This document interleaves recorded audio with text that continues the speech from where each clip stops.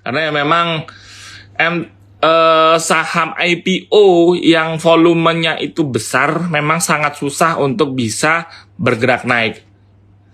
Maksud saya yang memiliki kapitalisasi pasar besar ya, beda sama saham-saham small mid cap yang bisa tiba-tiba 1 minggu auto reject atas terus, atau bahkan ada yang sampai hampir 2 minggu auto reject atas terus setelah IPO. Nah ini kan MTEL itu kan salah satu, pertama perusahaan BUMN pasti banyak yang mantengin. Kedua, market capsnya besar. Jadi ketika dia itu IPO mentok-mentok itu paling cuma sehari 2 hari auto reject ke atas, habis itu turun lagi. Ya sama kasusnya kayak GoTo kemarin buka juga sama gitu. Friend, ada yang tanya friend, boleh. Kalau ditanya tadi MTEL apakah average down dulu apa enggak, kalau punya cash mending cari yang lain aja dulu sih. Jangan masuk dulu untuk MTEL karena story-nya belum ada yang baru. Friend, yang dari mana nih teman-teman yang dari saya waktu itu live kasih rekomendasi buy di 80-an udah pada jual belum? Karena kan kemarin di minggu lalu saya bilang kan kalau ternyata 100-nya itu nggak kuat tembus, lebih baik dijual aja dulu. Karena ini resisten kuat nih 100 ini untuk friend-nya.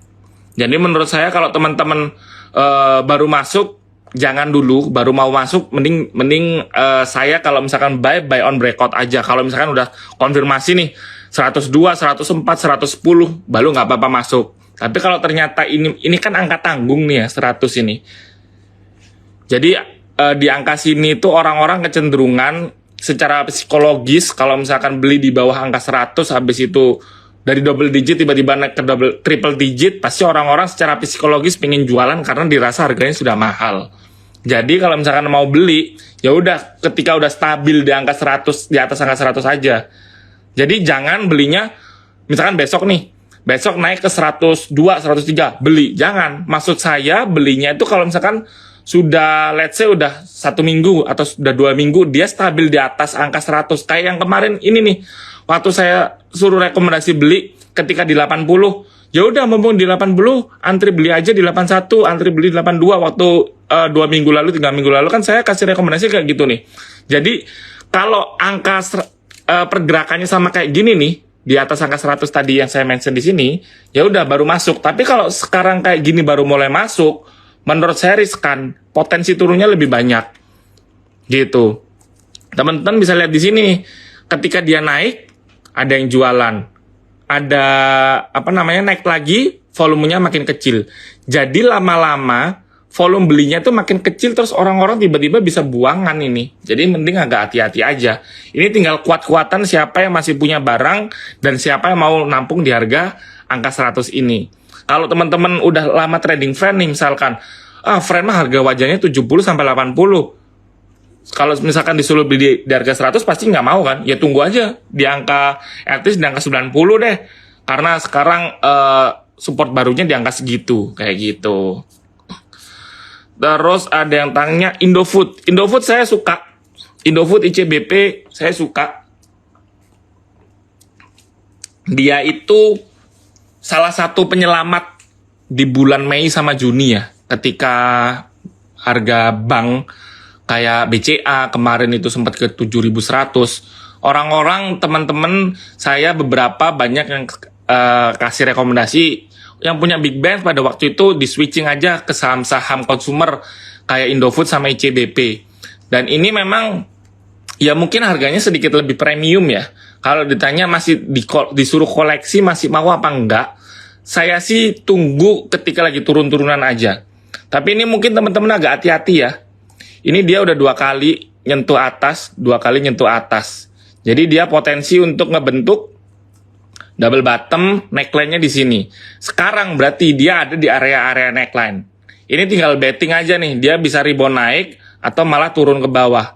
Kalau turun ke bawah sampai ke berapa?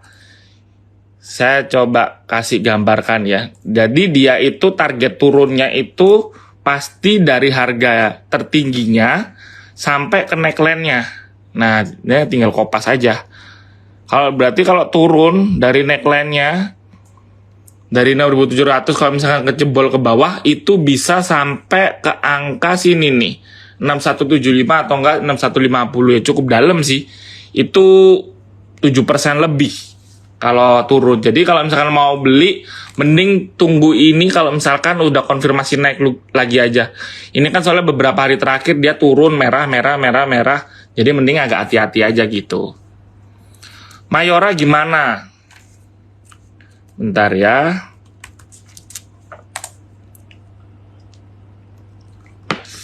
Mayora banyak yang trading nih kayaknya nih. Saya ngeliatin. Karena memang tadi kan saya mention ya BCA Indofood sama ICBP itu salah satu saham penyelamat karena dia itu adalah saham consumer goods. Nah, ini kan Mayora ini kan merupakan consumer goods yang kapitalisasinya lebih kecil dibandingkan Indofood sama ICBP. Jadi dimanfaatkan sama orang-orang kemarin untuk trading. Nah, ini pergerakannya jadi agak semrawut nih.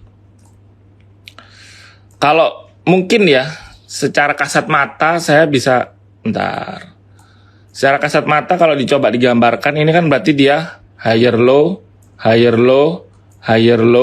Nah, ini apakah dia higher low lagi di sini? Kalau iya berarti dia konfirmasi downtrend channel. Downtrend channel ya menurut saya nggak begitu menarik sih untuk Mayora dikoleksi gitu. Friend tadi sudah masuk di harga sekarang, bukan keputusan yang bijak, mending tunggu di bawah angka 90 aja. MTech gimana? MTech-nya masnya, MTech ini bagus nih pattern. Dia potensi ngebentuk ini nih, continuation bullish penan. Nah, kalau ditanya, as long as dia bisa nanti naik di atas angka 1995, bisa jebol nih, naiknya bisa sampai ke 2390 ini nih. Itu untuk MTech. Sekarang kan juga lagi dekat-dekat area support ya, di 1815 nih supportnya. Hari ini tutupan 1870. Kalau saya besok kalau misalnya mau beli aja di 1850, 1860, atau misalkan kalau yang pesimis di 1840 atau enggak 1830. Kalau misalkan jangka pendek target jualnya 1995. Tapi kalau ternyata 1995 dia kejebol, dia bisa bakal naik sampai ke nembus ini nih. Naiknya bisa sampai ke 2390 sini. Nah, ini cukup tinggi sih. Gitu. MTech sama SMA mirip gak sih? Coba kita lihat ya SMA-nya. SMA iya, bisa dikatakan cukup mirip. Dia sama tapi SMA ini turunnya lebih dalam. Kalau si MTech tadi kan penan, kalau ini lebih ke flag. Harusnya sama aja kalau misalkan kita belajar secara patternnya technical ya. Potensi bentuknya itu kurang lebih mirip nih. Tapi yang membedakan penan sama flag, kalau misalkan kita udah beneran ngelotok di bahas technical atau ngomongin pattern, harusnya penan itu yang tadi ngebentuk agak segitiga, itu kemungkinan terjadinya untuk sampai nyentuh target itu lebih tinggi dibandingkan dengan flag. Kalau flag ini kan rata nih, jadi kayak jajar genjang. Jadi kalau penan itu dia lebih ke bentuk segitiga gini. Nah ini kan tapi kan udah nggak bisa nih, dia udah turun ke bawah, jadi dia lebih ngebentuk ke flag gini, gitu. Jadi yang lebih berpotensi untuk patternnya ini kebentuk si MTech tadi ketimbang SMA. Walaupun ya SMA kurang lebih mirip lah. Kalau ditanya supportnya 220, resisten 238. Bahasa Maritano bang, kemarin manggung, hari ini dibanting. Waduh, kita lihat satu-satu ya. MNCN, Behit. Oh iya ya. Ya menurut saya ini itu kayak kasusnya bank digital awal-awal tahun kemarin deh. Teman-teman ingat gak sih yang ketika semua bank tiba-tiba digitalisasi, terus banknya MNC juga ikutan di digitalisasi, padahal story-nya belum jelas apa, akhirnya dimanfaatkan sama orang-orang buat trading. Jadi ini kurang lebih sama nih story-nya. Kemarin kan ada berita katanya ada yang mau merger. Habis itu semua saham grupnya naik semua. Habis itu ya dimanfaatkan sama orang-orang yang ya dalam tanda kutip berkepentingan, malah dijadiin manfaat buat trading. Sell on news semua. Jadi ya mungkin agak hati-hati ya yang misalkan belinya di harga tinggi, ya mau nggak mau harus cut loss sih, karena ini masuk baru 1 hari sih. Lebih baik cut loss aja sih kalau saya. Karena kan minggu lalu saya pernah mention ya ke teman-teman, market sekarang itu sangat susah buat kita bisa dapat cuan. Jadi ibarat kayak naik sepeda, belajar jatuh dulu. Belajar kita berani cut loss, belajar buat bisa dapetin rugi. Jadi ketika kita udah tahu nih cut loss-nya, kita udah mantep bisa cut loss, kita udah mantep bisa menerima kerugian yang kita investasikan tadi, baru nanti ketika kondisi market lagi hijau, lebih bijak lah. Karena kan sama kayak naik sepeda kan, kita harus bolak-balik jatuh nih supaya bisa tahu feel-nya nih. Oh nanti kalau misalkan tanjakannya terlalu gini, saya harus ngerem pelan-pelan, atau oh ternyata kalau misalkan kayak gini doang, ada obstacle kayak gini, nggak apa-apa saya gas aja gitu. Jadi ya kondisi seperti sekarang paling pas buat teman-teman belajar untuk cut loss gitu. Bumi itu harusnya 121, tapi ternyata dia masih, ya kan bener kan, dia agak susah kan. 121 dari bumi itu merupakan resisten kuatnya dia, dan dia naiknya itu nggak ada rem. Tapi makin kesini teman-teman lihat ya, ini kan naik nih, tapi ternyata makin ketika setelah naik signifikan, naiknya tuh jadi pelan-pelan nih. Secara harga naiknya tuh ya memang fluktuatif, tapi makin kecil spreadnya. Di sini secara volume juga makin lama makin mengecil nih.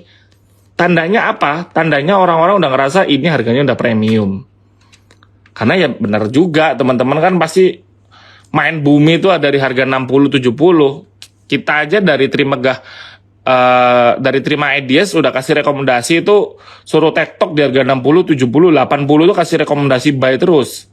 Dan sekarang udah 121, orang-orang udah mikir harganya udah premium nih. Ini waktunya orang-orang jualan nih. Ini waktunya buat orang-orang, buat teman-teman untuk belajar yang namanya bisa melakukan profit taking. Kalau tadi kan harus bisa belajar melakukan cut loss nih. Kalau sekarang harus bisa belajar melakukan profit taking, karena pasti mikirnya, ini masih hijau nih, masih bisa naik. Pasti mikirnya gitu. Tunggu aja kalau tiba-tiba merah, ntar banyak yang komen di minggu depan. Mas Haji, saya punya bumi di harga 120 lah. Waktu sekarang saya udah suruh jual, kenapa nggak jual? Kalau tiba-tiba ternyata harganya turun ke bawah 100 lagi. Kayak gitu. CPRO masih uptrend, tapi dia sekarang berusaha untuk nge-break resist di 71 ini ya. Jadi menurut saya mending besok kita lihat deh. Kalau ternyata dia besok masih turun, antri beli di 66 aja. Tapi menurut saya besok kayaknya udah hijau lagi sih.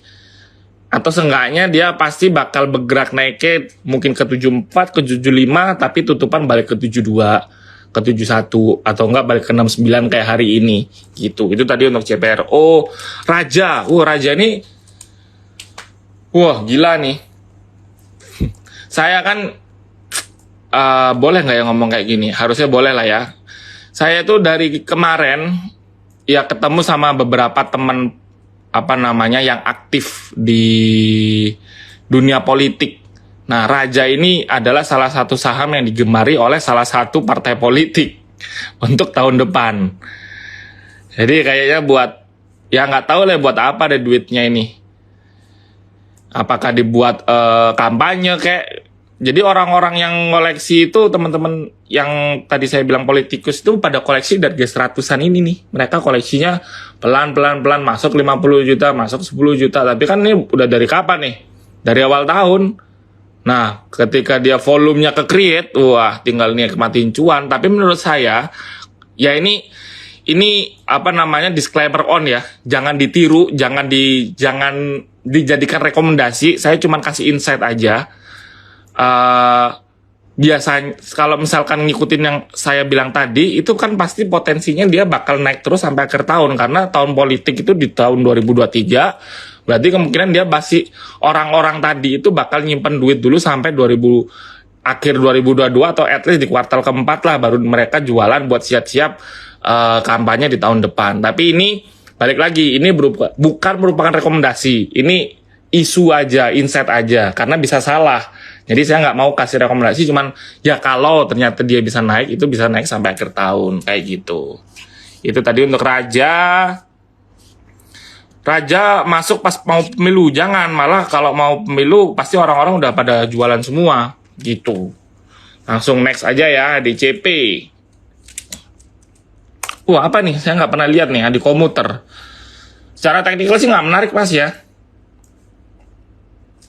Volumenya nggak ada, harga sahamnya nggak kemana-mana, banyak saham yang kayak gini-gini nih. Saya agak menggurui sedikit ya. Yang kayak gini-gini, secara apa namanya, secara candle-nya ini selalu sustain atau rata, itu berarti nggak ada orang yang main. Kalau candle-nya kayak gini nih, itu kan berarti harganya diam di tempat, ngapain dibeli? Kalau diam di tempat kayak gini ngapain dibeli? Udah cari yang lain aja. Gitu. Doit sama BRMS. Doit, nanti saya coba bahas temennya ya. United Tractor itu agak lebih menarik menurut saya dapat Doit. Tapi hari ini Doit dulu. Doit kan dia itu setelah konfirmasi double bottom ya di sini. Jadi kan double bottomnya itu agak pendek. Dari sini nih. Sekitar 9%, hampir 10% lah. Kita lihat, bentar. Kok saya copy yang... Nah, kalau kita hitung dari neckline-nya, udah ke achieve, makanya dia udah turun.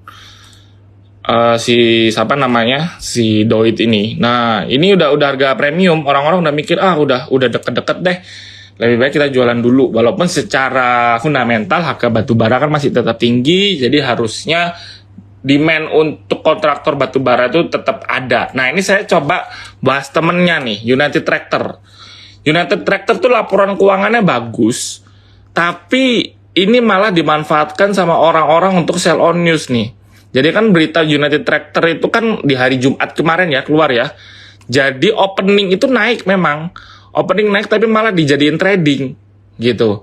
Padahal kalau kita lihat secara laporan keuangan, bahkan United Tractor ini nge-support angkanya Astra International untuk jadi performnya bagus. Padahal seperti yang waktu itu saya pernah mention ya, bahwa Astra International penjualan di bulan Mei sama Juni itu jelek. Jadi penjualan mobilnya itu turun. Harusnya kan resultnya jelek. Tapi pada kenyataannya resultnya Astra International kemarin di kuartal kedua itu angkanya bagus. Naik signifikan. Itu disebabkan oleh ternyata dari si UT ini. United Tractor ini bagusnya itu dari yang dari yang tambang Pama yang pertama, sama yang kedua dari harga jual batu bara kan yang ada di atas angka 400 ya. Itu dia ternyata pakai kontraknya itu yang di situ tuh, yang dihargain di range harga 300 sampai 400. Jadi angkanya tuh dari sisi laporan keuangan itu bagus, top. Nah, tapi masalahnya dijadiin momen buat orang-orang jualan. Padahal di hari Jumat itu ketika laporan keuangan keluar, dia lompat. Nah, ini kan jadi ada gap nih. Ada gapnya di sini nih. Nih, dari harga 31.400 sampai 32.000-an. Nah, ini agak khawatir nih, apakah ditutup atau bergerak naik. Kalau ngelihat dari hari ini, itu ditarik turun. Nah, ini kalau misalkan teman-teman mau koleksi, story-nya ada, tinggal tunggu momen buy-nya itu menurut saya di area-area sini aja. Di angka 31 ribuan, 31.200, 31.400 masuk nggak apa-apa. Tapi kalau masih ada di atas angka 3200-an, 32 ribuan, maksud saya, ya jangan masuk dulu. Karena ini ada gapnya juga nganga nih. Kelihatan besar banget gapnya. Ini takutnya buat para technical, analis technical, wah ini ditutup dulu nih, harus ditutup dulu kayak gitu. Terus ada lagi yang tanya, MTEL tadi udah kita bahas ya. Elsa. Wih, ada Mbak Reni nih. Elsa dia masih pergerakannya masih gini-gini aja. Dalam artian dia masih sideways setelah dia berhasil rebound. Ini yang nggak menarik nih saham-saham kayak gini nih. Sideways-nya tuh kebaca sih. Jadi kalau teman-teman mau beli di 298 aja antri belinya. Sampai ke 308. Ya lumayan lah dapat berapa tuh? 5%, 6%-an. Oke deh. ESA, oh iya ESA tuh cukup banyak dibahas juga tuh kemarin ESA. Wah, tapi ESA udah udah itu ya, udah selesai uptrendnya. Ini dia ada kemarin kan sempet sempet double bottom nih di sini nih. Noh, ini double bottom 2 kali, terus dia reboundnya juga nggak ada perlawanan. Akhirnya di sini dia agak premium orang jualan. Menurut saya ini storynya udah secara teknikal udah nggak menarik. Jadi kalau misalnya mau beli, mending tunggu ketika ini kan ada potensi ini nih. Di sini tuh dia ada potensi sideways nih kayak di sini. Nah, jadi kalau misalkan mau beli ya mungkin di range-range ini aja. Di 810 sampai 930.